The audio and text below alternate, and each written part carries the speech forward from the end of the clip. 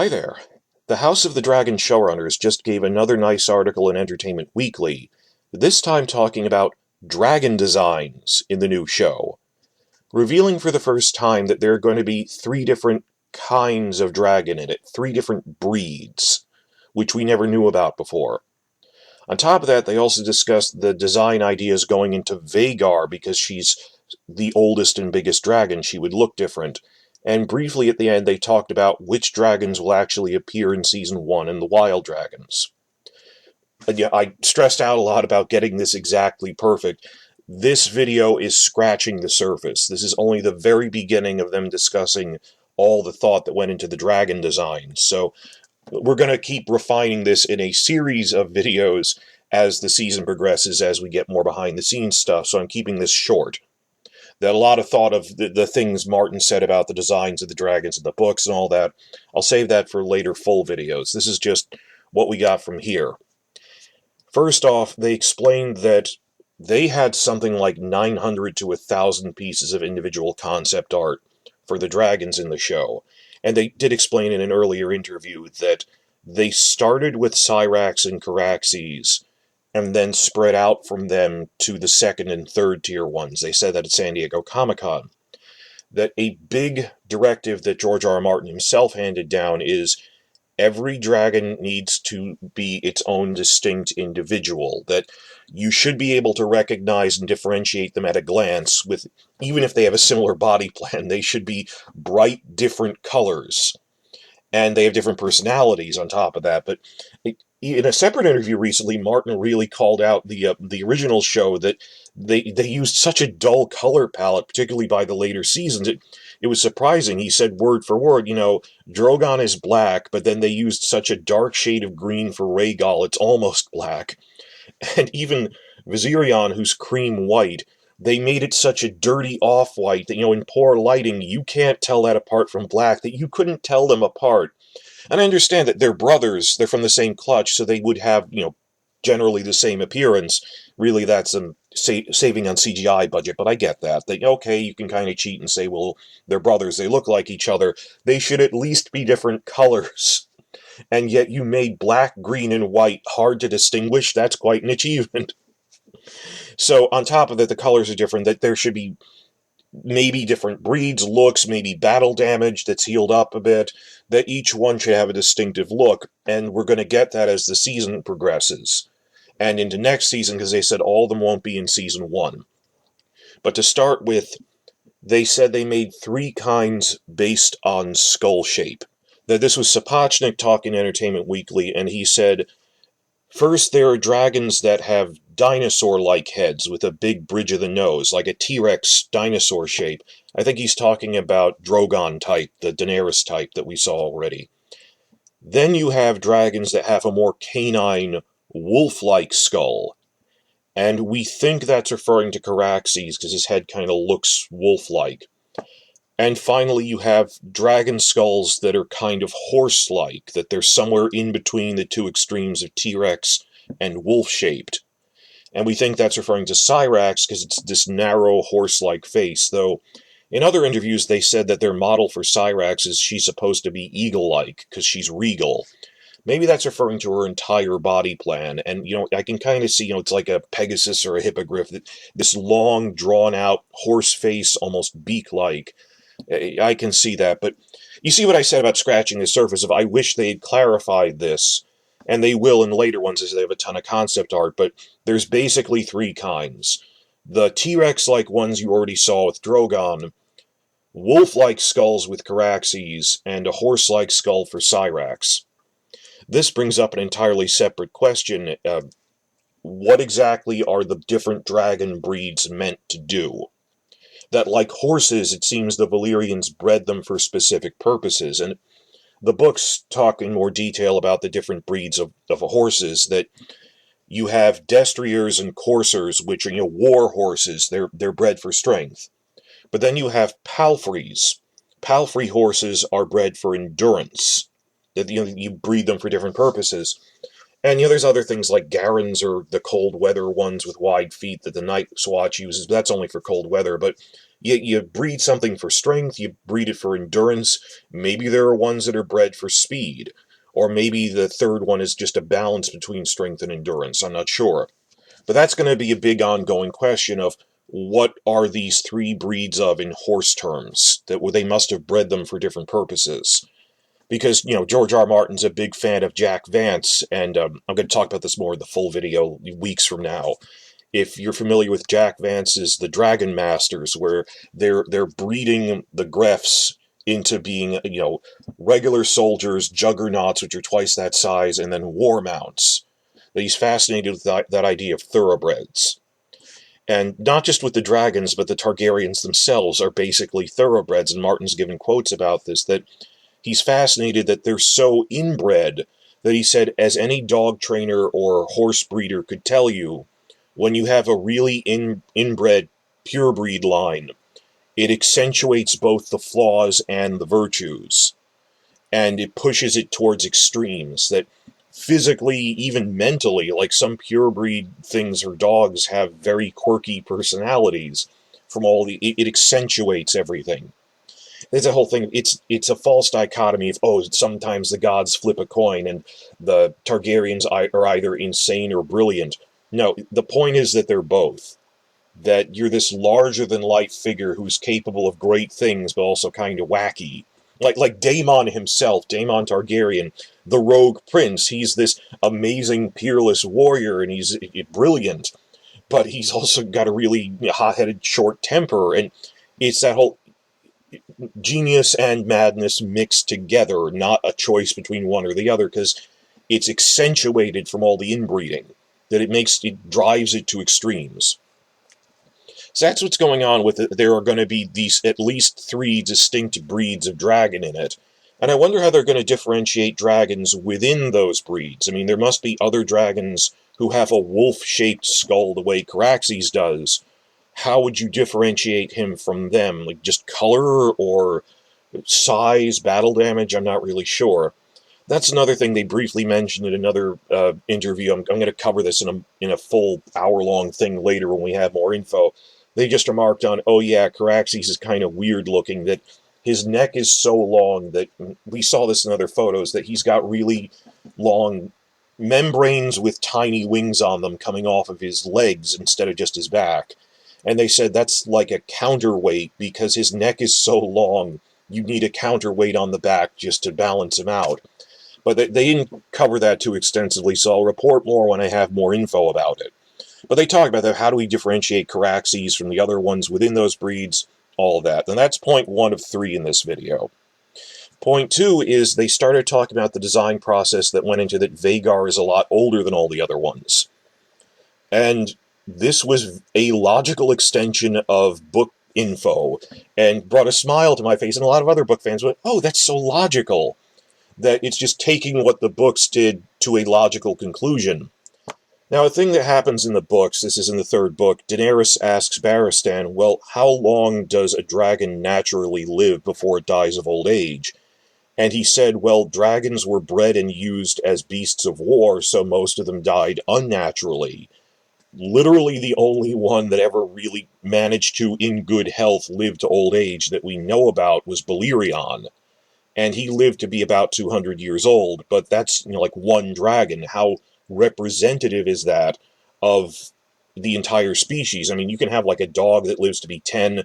It's not totally unknown for a dog to live to be 20, but it's unusual. So like at least 200, maybe more, it depends on how representative Balerion was. Why did Balerion die of old age, though? That Rhaenyra's father, Viserys I, he was the last person to ride Balerion, and he only rode him once, and he just circled King's Landing briefly with him. Because he said, I don't even think he could have flown to Dragonstone anymore. He was very old, he very nearly dead, he was winding down. That what gets them is just old age. What happens? What the showrunners worked out, and I hope they worked this out with Martin, they took the idea in the books that it says dragons never stop growing throughout their lives. They always get bigger, even up until the point they die, which is why Balerion was massive, why Vhagar, who is by the time of the Dance of the Dragons almost as old and big as Balerion was during the Conquest, Why, she was the smallest one in the Conquest, but 130 years later, she's the biggest living dragon because she's the last of the originals. Well, why do they eventually wear out? They took that idea that they never stop growing eventually kills them, just due to biology, that it's due to the simple fact of the square cube law. And this is a real thing in animal breeding, and when there's a limit to how big you can breed a dog or breed a horse before its biology can't sustain it. That with the square cube law, the idea is if you make something twice as tall, the volume is 8 times as big, because the surface area and the muscle mass isn't proportionate to the insides. It's disproportionate. So if you keep breeding an animal bigger and bigger, such as horses, really big horse breeds have a lot of health problems. That it doesn't keep pace with your internal organs, that the size of the heart isn't proportionally increasing. It can't, to deal with all that extra mass. The heart would have to be 8 times the size. You just can't fit that inside the animal. That there's a physical limit just due to 3D space. And dragons, are fantastical, magical creatures, but they're pushing the limits of that. And even in the books, Martin tried to be semi-realistic with them, that they have 4 legs instead of 6, because he went, no animal could make lift like that. Even the dragons, as we see them with their bat-shaped bodies, really couldn't fly, but he said 6 limbs would be too ridiculous to even consider that. And in the books, it stresses they're mostly wing. In terms of when Daenerys is looking at them and thinks they're mostly thin neck, thin tail, and most of their body is wings. They have a very small body core. And some attempt to this isn't just this giant flying brick, that it has to be some nod towards realism of how it generates lift, even though it is magic. But this would be pushing it. But eventually it gets so big that even in this fantasy world, it would be laughably unrealistic that this thing could... He says in the article, it's difficult for Vhagar to take off, and when she lands, for an adult 200-year-old dragon, it has difficulty hurting its legs, shattering its ankles when it lands, because there's so much weight concentrated into just 2 points. This is why humanoid giant robots wouldn't really work in real life, as any fan of that will tell you. The bane of our existence is the square cube law, that if you had a million-pound giant robot or something, all that weight concentrated into just straight down onto the ankles, the legs would shatter underneath it. It's disproportionate, just due to square cube law 3D space. So their idea is that she's this cantankerous old grandmother of a dragon, and she's huge, and once she gets going and is in the air, she's invincible. She's like a B-52 bomber, but yeah, she's having, health problems from that her heart is strained from being so big. The books do briefly mention that. They say that the only drawback of having a huge dragon, not even Vhagar, but like Caraxes and Syrax and Vermithor during the war, who were still healthy, is they're not nearly as nimble and agile as the younger ones. It says that Seasmoke and Tessarion, who are roughly the same size, they're younger ones, but ready for war. The one advantage they have over Vermithor is they're a lot more nimble. That Moondancer is more agile than Sunfire is. And that's how Vhagar gets Arax. That it says you might be able to outfly Vhagar in normal conditions, but in a rainstorm, you're expending strength just to stay in the air. So the somewhat advantage of being a younger but more nimble dragon is negated in a storm. That you can't outmaneuver the bigger one. It's just a death sentence. So Vhagar attacks Arax during a storm when there's no chance of outmaneuvering her. So there's all these little notes about, logical points of how dragon fighting would work.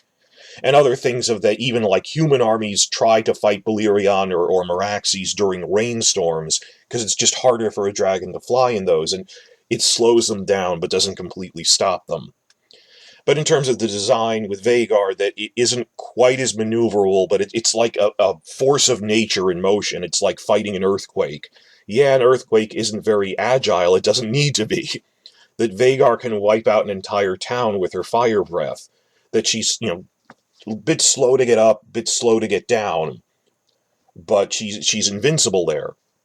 And they took this to another extreme, the idea of she just keeps growing, is they said it's almost like cancer, the uncontrolled growth. It isn't cancer, it's just, when something's really old, when you get calcium deposits, that you're growing uncontrollably, or problems with joint things and collagen problems. That arthritis is that, well, actually, that your immune system is disproportionately going against your own joints, but that it's out of balance. So the parts are overgrowing like that. That they said the scales on her, she's healthy overall, but she has some skin problems, that her scales are starting to overgrow each other, that she excess scales because they're growing too much because they never stop growing, to the point that if you look at Vhagar, she's always shedding a few scales whenever she moves because they've overgrown on each other. Think like an old person with really gnarly fingernails that they just don't quit, that you have calcium deposits, or the cartilage is growing wrong, that kind of thing. And just as a book fan, that makes a great deal of sense. They just took the logical extension of they don't stop growing, and eventually that causes health problems, and just in terms of the heart size not keeping pace with it, it's biologically unsustainable. So that was a really cool idea they had. Last thing is, they briefly talked about the wild dragons. That the wild dragons won't be in Season 1, but we didn't expect them to be. That there's 3 dragons that are just left on Dragonstone, that there were more dragons than there were Targaryens for once, and they grew up unclaimed. So they're sort of like wild horses, they're like mustangs, that, well, now that they're complete adults, who could ever tame them? And that becomes a plot point if, during the war, people try to claim them, but it's very difficult. And these are the 3 pure wild ones, not just they happen to be riderless at the moment, like Vermithor and Silverwing, their riders are dead, King Jaehaerys and Queen Alysanne, but they were ridden for many years, many decades, that, they'll be hesitant to take a new rider, but they've been trained to have riders. The 3 wild ones are mustangs. And they said, officially, which ones were our favorite dragon designs? The wild dragons were the favorite designs out of all of them for the showrunners, but we won't see them until Season 2. So I'm looking forward to that. And they explained that the ones that are domesticated, not tamed, but have a rider, like there's little physical differences, like, well, where do we, punch a hole in the wing to attach a saddle or something, or the reins? The wild ones don't have that. And there's little differences that you can tell of living rougher like that and not being trained, that they look different. So I'm looking forward to that, of what did they come up with if they really like them so much. Now, this brings up a separate issue, that this article says there are 3 wild dragons. So it looks like they're not cutting Grey Ghost. That if you're going to cut one of them, I kept thinking you might cut Grey Ghost. He's in there. Which ties into the question of how many dragons are in the show overall, that they kept saying the number 17, and I go, but there are 20 living dragons at the start of the Civil War. And I kept thinking maybe they cut 1 or 2 of them, or one of the hatchlings, that they counted it differently. This changed when Ryan Condal himself, at San Diego Comic-Con, sitting next to George R. Martin on the panel, said there are 17 dragons. So that didn't seem like a misquote. Martin would have corrected him or something. There are 3 hatchlings. That there's 1 giant one, Vhagar. There's 8 big ones. Then there's 8 smaller, but you can ride them to war ones, and 3 hatchlings. That's how I remember by size class. There's Aegon III's Stormcloud, which is almost done being a hatchling, but isn't really rideable. And then you have the 2 small hatchlings, Morgul and Shrykos, who belong to Aegon II's twins. This leads to a question of, have they cut all 3 hatchlings? Or are they not counting them as dragons because they're hatchlings? Maybe they're counting them differently because they're hatchlings. It's possible that they cut them because it would be very violent to see a hatchling being killed, because they all die during the war. I don't see why. Like, Stormcloud gets shot by arrows. How is that more or less violent than how some of the other ones die? So I'm leaning towards, or hoping, that, oh, it's, well, we don't count the hatchlings as dragons that are, adults. I'm going to have to see on that. But in a separate interview related to this, the showrunners did reveal that there will be 9 dragons on screen in Season 1, which is, a lot more than Game of Thrones gave us, and that they're not just going to be the Drogon design repeated 3 times, but they'll all have distinctive design. So it's 9 dragons, and each one looks a little different. I'm really looking forward to that, but that's a little fewer than I thought we could have. That, based on casting, I thought anytime you cast a dragon rider, we will see their dragon, and now it looks like they're saving on money and time by not showing some of them. Though they have said we've designed all of them already. We know what, like, the wild dragons look like, even though they're not in Season 1. So I think it's like a CGI budget thing, which, okay, fine, I know, we're asking a lot. But I thought that Moondancer would appear in Season 1 because Bela's profile on their website says she's the rider of Moondancer. I guess that just means they're going to mention Moondancer, in dialogue without needing to show her because she's a juvenile.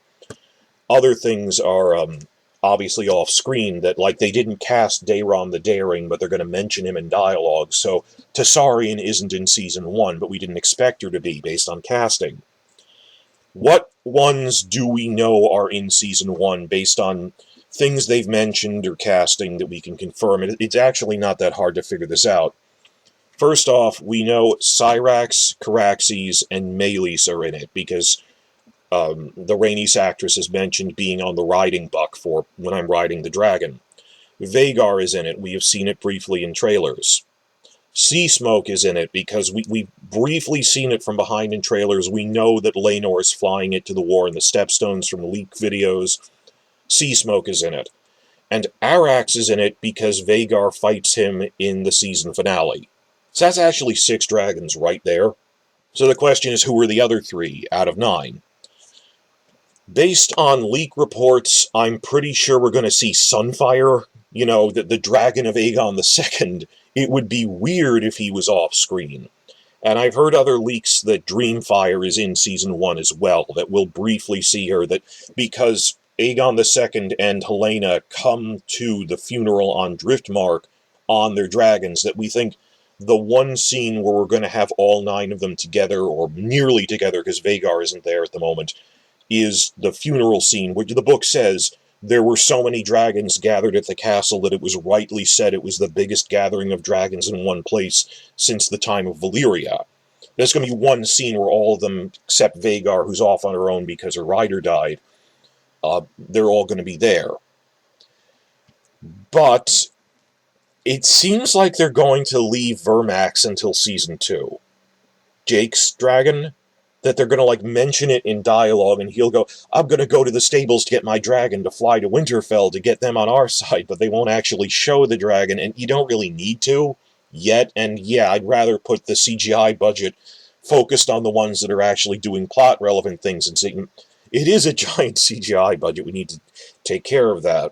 Also, in the Hollywood Reporter thing, they were describing a scene of Daemon going, alright, the dragons we have here for the war, we have Meleys, we have Tyraxes. That they mentioned Tyraxes in dialogue for Joffrey, but I don't think he's going to be in Season 1 on screen. Just, it's a money-saving thing. Why wouldn't you cameo them if you have the designs already? But money and pacing themselves. They want people to keep watching to tease it out for the new dragon designs. That's also why, fundamentally, I thought they could show the wild dragons, the 3 wild ones, as a cameo, and they're not. Because they want to have something new in the bag for Season 2, and I get that. But that's 8, though. Sunfire and Dreamfire are probably in it. I'm just going to say, I've heard rumors that we see Vermithor. I've heard rumors that the dragon that Daemon sees in the trailer is actually Vermithor, and it's huge, but it's in the distance. That's why that's actually a really big cave. It's a perspective shot. Then again, maybe, because we don't see it that much in the trailer, maybe that was like filler CGI, and the real design will look different. I'm not sure, for just a teaser, they might have used placeholder CGI, but I've heard that, like, we see Vermithor once on screen just because they show King Jaehaerys, right? That at some point you'll see him just in the background. They'll go, oh, there's his dragon who's been left riderless now that the old king is dead. Something like that. But that we won't see Silverwing this season. That's generally the 9 dragons I think we're going to see this year, and they're going to play around with the designs of this. And the distinction that Vhagar is very old, that she look a little gnarly and overgrown, that her scales are a little too overgrown, that her joints aren't great, but once she's in the air, she's invincible. It's just the weight would logically hurt it of its own size. It collapses under its own. Dragons just keep growing until they collapse under their own weight. That's what makes them die of natural causes, eventually, after over 2 centuries. And I'm really interested in that there's 3 breeds of these things. And they didn't use to say breeds, they said kinds, but okay, breeds. And is it just based on skull shape, or are there other factors? Like, do all of the wolf-shaped head ones have long necks? Or could you be a dinosaur-headed one on a long neck, and vice versa? Which parts mix and match, and in what ways, and what? Some of them might have unique features. So we're going to have to pay attention to that, and of these 9 dragons, what we can infer from that. And I really hope they have a longer interview where they go, oh, this one's like, I always got the impression in Fire and Blood that Dreamfire was the dragon version of a palfrey. That they always describe her as slender, even though she's one of the older second-generation dragons. She's older than Caraxes. She should be bigger than him, but they say she's very slender. But then when you pay attention to where Dreamfire is flying around, she can fly longer distances than the other ones. I get the impression she was one of the palfrey dragons bred for endurance and long-distance travel more than combat. But that's just a fan theory. I mean, we were waiting confirmation on that, but they paid a lot of attention to every little detail that was described about the dragons in the book, and then extrapolated from that okay, this is what its personality would be like. So this is just scratching the surface. This is a rough draft video. I re-recorded this twice because I kept going, how am I going to try that? I don't have all the answers. They didn't give a full explanation of what exactly do these 3 breeds do. But let the speculation commence.